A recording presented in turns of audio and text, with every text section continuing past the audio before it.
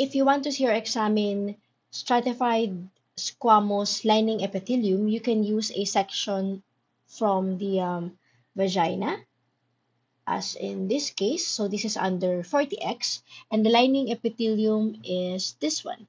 And here you can see that the basement membrane is in here, as this tissue below the basement membrane is already considered another tissue, which is specifically connective tissue. So let's focus on the lining epithelium here and try to increase the magnification.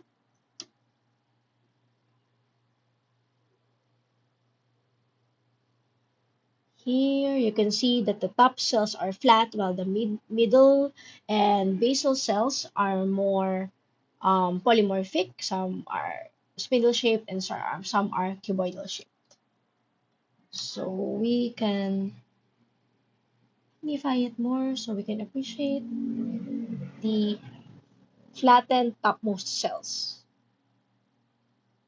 versus the deeper cells, which are not flat anymore, and the basement membrane.